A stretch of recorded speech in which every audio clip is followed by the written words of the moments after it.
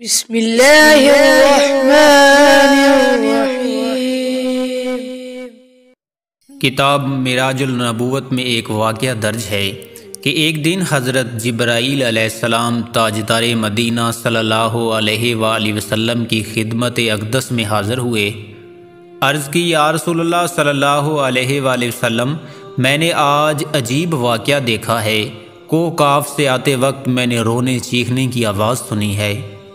قریب جا کر دیکھا تو چوتھے آسمان کا مقرب فرشتہ کوہ کاف میں عذاب میں مبتلا تھا۔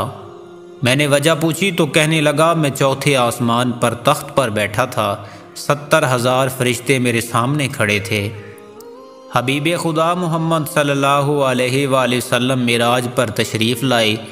جب آپ کا گزر چوتھے آسمان سے ہوا تو میں نے حضور اقدس صلی اللہ علیہ وآلہ وسلم کا اٹھ کر استقبال نہیں کیا۔ اس بے ادبی کے سبب اللہ تعالیٰ مجھ سے ناراض ہو گئے۔ میرے پر جلا کر مجھے چوتھے آسمان سے بطور عذاب کوہ کاف کی پہاڑیوں میں پھینک دیا گیا ہے۔ اے جبرائیل علیہ السلام، آپ اللہ کی بارگاہ میں میری شفاعت کریں۔ میں نے اللہ کی بارگاہ میں عرض کی تو اللہ پاک نے فرمایا، اس کی نجات کا راستہ یہ ہے کہ میرے حبیب صلی اللہ علیہ وآلہ وسلم پر 10 مرتبہ درود پڑھے تو میں اسے معاف کر دوں گا۔ پھر جب اس فرشتے نے 10 مرتبہ درود پاک پڑھا تو اللہ پاک نے اسے معاف کر کے دوبارہ چوتھے آسمان کا مقرب فرشتہ بنا دیا۔